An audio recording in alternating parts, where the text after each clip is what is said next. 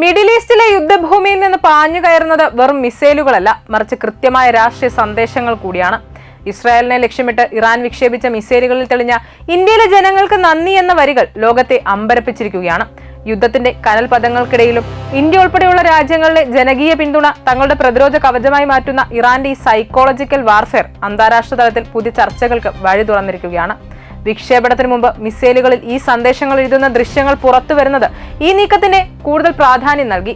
സാധാരണ സൈനിക നടപടികൾ അപൂർവമായ ഇത്തരം സമീപനം മനോവിജ്ഞാനപരമായ യുദ്ധത്തിന്റെ ഭാഗമായാണ് വിശകലനം ചെയ്യപ്പെടുന്നത്. ഇതിലൂടെ അന്താരാഷ്ട്ര തലത്തിൽ സഹാനുഭൂതി നേടാനും സ്വന്തം നിലപാടിനോട് അനുകൂലമായ പൊതുഭാവം സൃഷ്ടിക്കാനും ഇറാൻ ശ്രമിക്കുന്നു എന്നതാണ് നിരീക്ഷണം.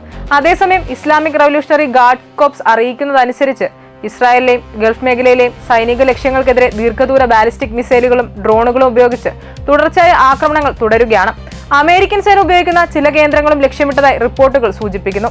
ഇതോടെ സംഘർഷം പ്രദേശപരിധി കടന്ന് കൂടുതൽ വ്യാപകമാകാനുള്ള സാധ്യത ഉയർന്നിരിക്കുകയാണ്.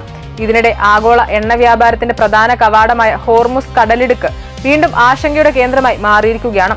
ഈ കടലിടുക്കിലെ ഗതാഗത നിയന്ത്രണങ്ങൾ ലോക സമ്പദ് വ്യവസ്ഥയെ നേരിട്ട് ബാധിക്കുന്ന സാഹചര്യത്തിൽ ചില രാജ്യങ്ങൾക്ക് പ്രത്യേക ഇളവുകൾ അനുവദിക്കാമെന്ന ഇറാന്റെ സൂചനകൾ തന്ത്രപരമായ നീക്കമായി കണക്കാക്കപ്പെടുന്നു. സംഘർഷത്തിന്റെ പശ്ചാത്തലത്തിൽ ഇന്ത്യയിലെ ചില ഭാഗങ്ങളിൽ നിന്നുള്ള ഐക്യദാർഢ്യ പ്രകടനങ്ങളും മനുഷ്യ സഹായങ്ങളും ഈ പ്രശ്നത്തിന്റെ സാമൂഹ്യ വശം വ്യക്തമാക്കുന്നു.